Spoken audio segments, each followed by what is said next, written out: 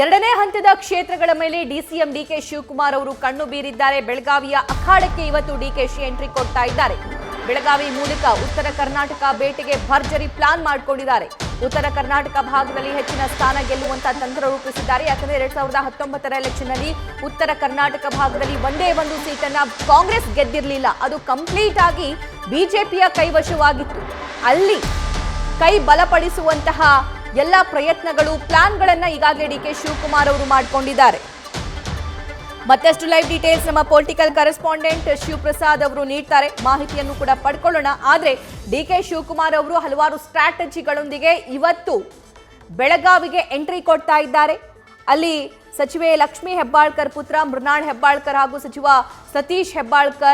ಸತೀಶ್ ಜಾರಕಿಹೊಳಿ ಅವರ ಪುತ್ರಿ ಪ್ರಿಯಾಂಕಾ ಅವರ ಪರವಾಗಿ ಕೂಡ ಮತಬೇಟೆಗೆ ಇಳಿತಾರೆ. ಪ್ರಧಾನಿ ಮೋದಿ ಬರ್ತಾ ಇರೋದ್ರಿಂದ ಸಾಕಷ್ಟು ರೋಚಕ ಕಣವಾಗಿದೆ ಬೆಳಗಾವಿ ಜಿಲ್ಲೆ.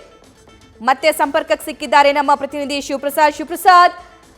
ಉತ್ತರ ಕರ್ನಾಟಕ ಭಾಗದಲ್ಲಿ ಕಾಂಗ್ರೆಸ್ನ ಬಲಪಡಿಸುವಂತಹ ಪ್ಲಾನ್ ಡಿಕೆ ಶಿವಕುಮಾರ್ ಮಾಡಿಕೊಂಡಿದ್ದಾರೆ. ಈ ಬಗ್ಗೆ ಡೀಟೇಲ್ಸ್ ನೀಡ್ತಾ ಹೋಗೋದಾದ್ರೆ ಖಂಡಿತವಾಗಿ ಸಭಾ ಇಂದಿನಿಂದ ಎರಡನೇ ಹಂತದ ಪ್ರಚಾರದ ಕ್ಷೇತ್ರಗಳತ್ತ ಡಿಕೆ ಶಿವಕುಮಾರ್ ಅವರು ಗಮನವನ್ನು ಹರಿಸಲಿದ್ದಾರೆ. ಡಿಕೆ ಶಿವಕುಮಾರ್ಗೆ ಸಿಎಂ ಸಿದ್ದರಾಮಯ್ಯ ಕೂಡ ಸಾಥ್ ಕೊಡಲಿದ್ದಾರೆ. ಪ್ರಮುಖವಾಗಿ ಬೆಳಗಾವಿಯಿಂದ ಎರಡನೇ ಹಂತದ ಮತದಾನ ಇರ್ತಕ್ಕಂಥ ಕ್ಷೇತ್ರಗಳ ಅತ್ತ ಡಿಕೆ ಶಿವಕುಮಾರ್ ಅವರು ಗಮನ ಹರಿಸೋದ್ರ ಮುಖಾಂತರ ಪ್ರಮುಖವಾಗಿ ಬೆಳಗಾವಿಯಲ್ಲಿ ತಮ್ಮ ಆಪ್ತ ಸಚಿವರ ಸಂಬಂಧಿಕರನ್ನ ಮತ್ತೆ ಪುತ್ರರನ್ನ ಗೆಲ್ಲಿಸ್ತಕ್ಕಂಥ ಜವಾಬ್ದಾರಿಯನ್ನು ಹೊಂದಿದ್ದಾರೆ. ಪ್ರಮುಖವಾಗಿ ಈಗಾಗಲೇ ಸಚಿವರ ಪುತ್ರರಿಗೆ ಸಂಬಂಧಿಕರಿಗೆ ಟಿಕೆಟ್ ಕೊಡ್ತಕ್ಕಂಥ ವಿಚಾರ ಕುರಿತಂತೆ ಸಾಕಷ್ಟು ಅಸಮಾಧಾನಗಳು ಕೇಳಿಬಂದಿದ್ದು. ಸದ್ಯ ಆ ಮೂಲಕ ಈ ಅಸಮಾಧಾನ ಗೆಲುವಿನ ಮೂಲಕ ಶಮನ ಮಾಡ್ತಕ್ಕಂಥ ನಿಟ್ಟಿನಲ್ಲಿ ಖುದ್ದು ಡಿಕೆ ಶಿವಕುಮಾರ್ ಇರ್ಬೋದು ಮತ್ತೆ ಸಿಎಂ ಸಿದ್ದರಾಮಯ್ಯ ಅಖಾಡಕ್ಕೆ ಎಂಟ್ರಿ ಆಗಿದ್ದಾರೆ.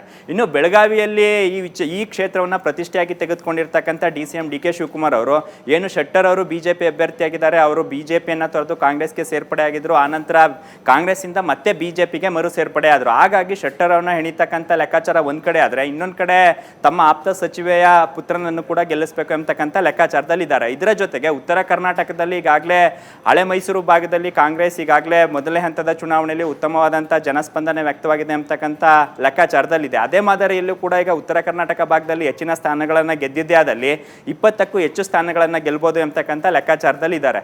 ಹಾಗಾಗಿ ಉತ್ತರ ಕರ್ನಾಟಕ ಭಾಗ ಅದರಲ್ಲೂ ಬೆಳಗಾವಿ ರಾಯಚೂರು ಈ ಭಾಗದಲ್ಲಿ ಹೆಚ್ಚಿನ ಪ್ರಚಾರವನ್ನು ಮಾಡೋದ್ರ ಮುಖಾಂತರ ಗ್ಯಾರಂಟಿ ಯೋಜನೆಗಳಿರ್ಬೋದು. ಪ್ರಮುಖವಾಗಿ ಕೆಪಿಸಿಸಿ ಅಧ್ಯಕ್ಷರು ಕೇವಲ ಹಳೆ ಮೈಸೂರು ಭಾಗಕ್ಕಷ್ಟೇ ಸೀಮಿತವಲ್ಲ, ಉತ್ತರ ಕರ್ನಾಟಕ ಭಾಗದಲ್ಲೂ ಕೂಡ ತಮ್ಮ ವರ್ಚಸ್ಸಿದೆ ಅಂತಕ್ಕಂಥ ಸಂದೇಶವನ್ನು ಹೈಕಮಾಂಡ್ ನಾಯಕರಿಗೆ ಮತ್ತೆ ಅಲ್ಲಿನ ನಾಯಕರಿಗೆ ತಲುಪಿಸ್ತಕ್ಕಂಥ ಲೆಕ್ಕಾಚಾರದಲ್ಲಿ ಈಗ ಇವತ್ತಿನಿಂದ ಚುನಾವಣಾ ಅಖಾಡಕ್ಕೆ ಉತ್ತರ ಕರ್ನಾಟಕ ಭಾಗಕ್ಕೆ ಡಿಕೆ ಶಿವಕುಮಾರ್ ಅವರು ಎಂಟ್ರಿ ಆಗಿರ್ತಕ್ಕಂಥದ್ದು. ಸಭಾ ಥ್ಯಾಂಕ್ ಯು ಶಿವಪ್ರಸಾದ್.